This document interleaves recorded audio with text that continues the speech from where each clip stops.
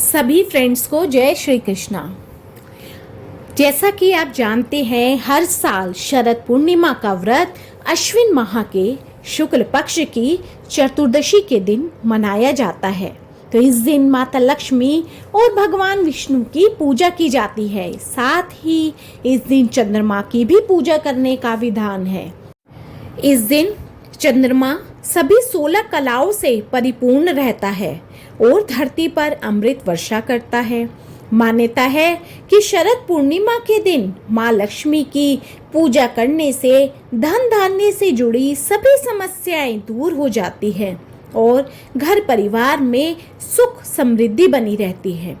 इस बार लोगों को शरद पूर्णिमा की तिथि को लेकर थोड़ा कंफ्यूजन बनी हुई है। तो अब हम जानेंगे कि शरद पूर्णिमा इस वर्ष यानी 2024 में कब है, इसका शुभ मुहूर्त क्या है और पूजन विधि क्या है।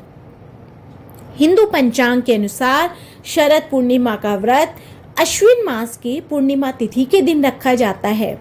तो इस तिथि की शुरुआत 16 अक्टूबर की रात्रि 8:40 पर होगी और इसका समापन 17 अक्टूबर को शाम 4:55 पर होगा। ऐसे में इस साल शरद पूर्णिमा 16 अक्टूबर 2024 को ही मनाई जाएगी। पंचांग के अनुसार इस साल शरद पूर्णिमा 16 अक्टूबर को है।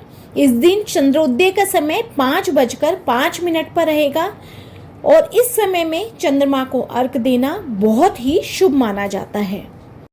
अब हम जानेंगे शरद पूर्णिमा की पूजन विधि। अगर शरद पूर्णिमा के दिन आपने व्रत रखा है तो सुबह जल्दी उठकर स्नान कर स्वच्छ वस्त्र धारण करें। इसके बाद व्रत का संकल्प लें। जहां पूजा करनी है उस स्थान को साफ करें और वहां अपने आराध्य देव की मूर्ति या तस्वीर स्थापित करें। वैसे शरद पूर्णिमा के दिन माँ लक्ष्मी, भगवान शिव पार्वती, भगवान कार्तिकेय और विष्णु जी की पूजा होती है। इसके बाद वस्त्र, गंध, दीप, नैवेद्य, अक्षत, पुष्प, धूप, सुपारी और दक्षिणा अर्पित करें। शरद पूर्णिमा की कथा अवश्य सुने।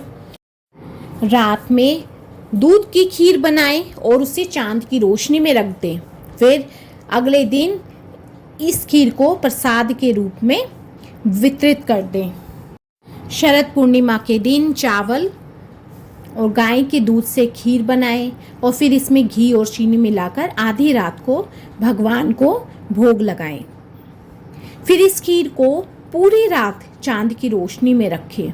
फिर इस खीर को अगले दिन प्रसाद के रूप में ग्रहण किया जाता है।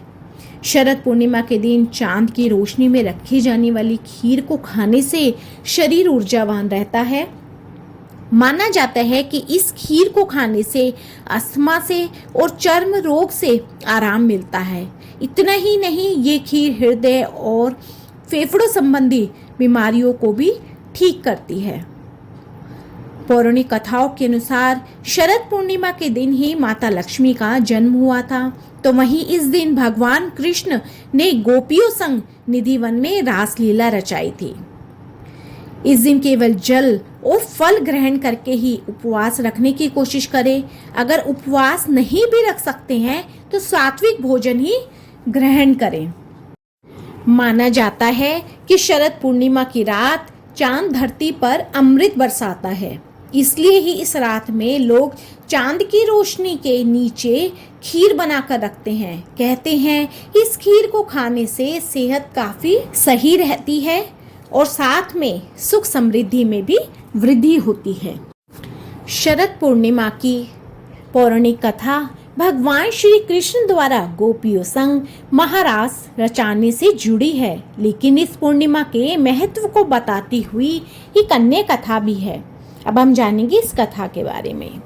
बहुत समय पहले की बात है, एक नगर में साहूकार रहता था जिसकी दोनों पुत्रियां पूर्णिमा का उपवास रखती, लेकिन छोटी पुत्री हमेशा उस उपवास को अधूरा छोड़ देती और दूसरी पुत्री लगन और श्रद्धा के साथ व्रत का पालन करती थी।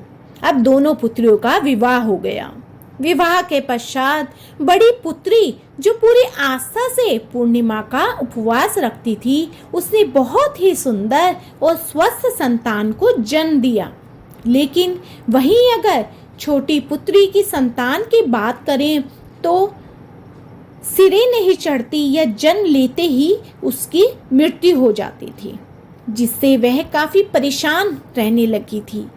उसके साथ साथ उसका पति भी काफ़ी चिंतित रहने लगा था। पति ने ब्राह्मणों को बुलाकर पत्नी की कुंडली दिखवाई और जानना चाहा कि आखिर उसके साथ ऐसा क्यों हो रहा है। विद्वान पंडितों ने उसकी कुंडली देखी और बताया कि इसने जो पूर्णिमा के व्रत रखे हैं वह अधूरे रखे हैं, इसलिए इसके साथ ऐसा हो रहा है। तब ब्राह्मणों ने उसे अश्विन मास की पूर्णिमा का उपवास रखने का सुझाव दिया और पूरी विधि बताई। इस बार उसने विधि पूर्वक व्रत किया, लेकिन इस बार भी उसकी संतान जन्म के पश्चात कुछ दिनों तक जीवित रही। उसके बाद उस शिशु की मृत्यु हो गई। अब उस छोटी वाली बहन ने उस मृत शिशु को एक पीढ़े पर लिटा करके उसके ऊपर कपड़ा ढक दिया और अपनी बड़ी बहन को बुला लिया। उसने अपनी बहन को बैठने के लिए वही पेढ़ा दिया जिस पर उसकी मृत संतान थी।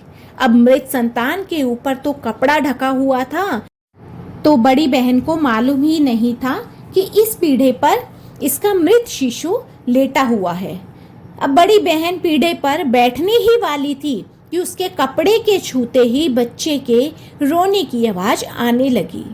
बड़ी बहन को बड़ा आश्चर्य हुआ और कहने लगी, तू अपनी ही संतान को मारने का दोष मुझ पर लगाना चाहती थी।